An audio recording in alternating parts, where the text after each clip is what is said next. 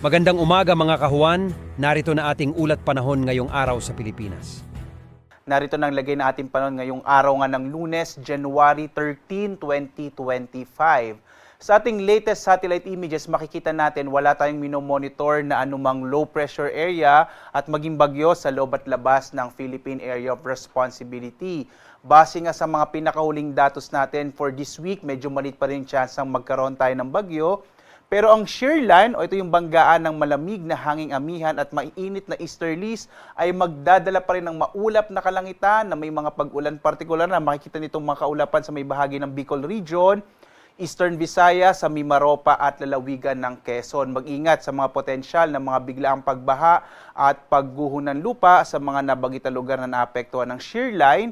Habang northeast monsoon o hanging amihan ay magdadala pa rin ng maulap na kalangitan na may mahinang pag-ulan partikular na sa bahagi ng Cagayan Valley Region, Cordillera, Aurora, gayon din sa bahagi ng Bulacan, nalalabing bahagi ng Calabarzon, yung Cavite, Laguna, Batangas at Rizal at sa Metro Manila. So inaasa natin ngayong araw dito sa Kamaynilaan na malaki yung tsansa ng mga mahihinang pag-ulan at maulap na kalangitan. Samantala sa mga kababayan natin sa bahagi ng Mindanao, makikita nyo itong mga kaulapan na ito dulot ng easterlies at magdadala ito ng malaking tsansa ng mga pag-ulan sa bahagi naman ng Caraga Region at sa may bahagi ng Davao Region. Kaya iba yung pag-iingat sa mga kababayan natin sa mga potensyal ng flash floods at landslides. Sa nalabing bahagi naman ng Luzon, ng Visayas at ng Mindanao, asahan yung mga isolated rain showers and thunderstorms sa Visayas at Mindanao habang mga isolated light rains naman sa Luzon.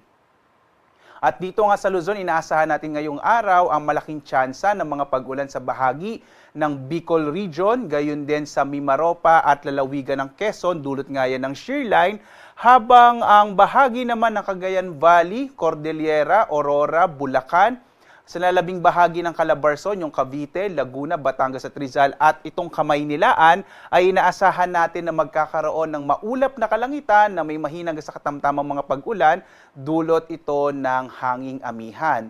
Samantala naman sa nalalabing bahagi ng Luzon ay inaasahan natin ang mga isolated light rains dulot din ng hanging amihan sa Ilocos Region at nalalabing bahagi ng Central Luzon. Agwat ang temperature sa Lawag sa 22 to 30 degrees Celsius, sa Tuguegarao 21 to 26 degrees Celsius. Patuloy ding bumababa ang temperatura sa Baguio, 14 to 23 degrees Celsius. 2 days ago po, nakapagtala tayo ng 13.8 degrees Celsius sa bahagi ng Baguio. Sa Metro Manila naman, 23 to 29 degrees Celsius. Sa Tagaytay, 21 to 29 degrees Celsius. Habang sa Legazpi, 24 to 28 degrees Celsius. Inaasahan pa rin natin na patuloy ang pagbaba ng temperatura natin sa mga susunod na araw, dulot ng hanging amihan. Dito naman sa Palawan, inaasahan din natin ang maulap na kalangitan na may mga kalat-kalat na mga pag-ulan, pagkidlat, pagkulog, dulot din yan ng shear line. Agwat ang temperatura sa Calayan Islands, 25 to 30 degrees Celsius. Sa Puerto Princesa naman, 26 to 30 degrees Celsius. Magiging maulan pa rin sa malaking bahagi ng Eastern Visayas, dulot ng shear line, habang sa labing bahagi ng Kabisayaan, mga isolated rain showers and thunderstorms yung mararanasan. Agwat ang temperatura sa Iloilo, 25 to 30 degrees Celsius. Sa Cebu, 25 to 30 degrees Celsius. Sa Tacloban, 25 to 30 degrees Celsius. Magiging maulap na may mga pag-ulan din sa bahagi ng Caraga at Davao Region, dulot naman yan ng easterlies, habang ang nalalabing bahagi ng Mindanao, mga isolated rain showers and thunderstorms naman yung mararanasan. Yung agwat ng temperatura sa Cagayan de Oro, 24 to 31 degrees Celsius. Sa Zamboanga, 24 to 33 degrees Celsius. At sa Davao, 25 to 31 degrees Celsius. Muli, nagpapaalala ang Pag-asa na mag-ingat sa mga potensyal ng mga flash floods and landslide, lalong-lalo na dito sa may eastern section ng Visayas at ng Mindanao.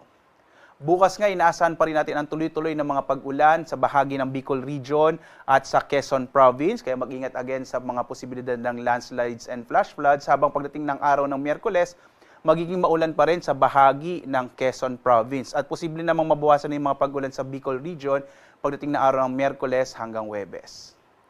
Samantala naman, nakataas ang gale warning natin dahil nga umiiral pa rin itong hanging amihan, malalaking pag-alo ng karagatan ng mararanasan sa bahagi ng Batanes, Ilocos Norte, Ilocos Sur, gayon din sa Cagayan kasama ang Babuyan Islands, Isabela, Aurora, tilagang bahagi ng Quezon kasama yung silangang bahagi ng Polillo Islands.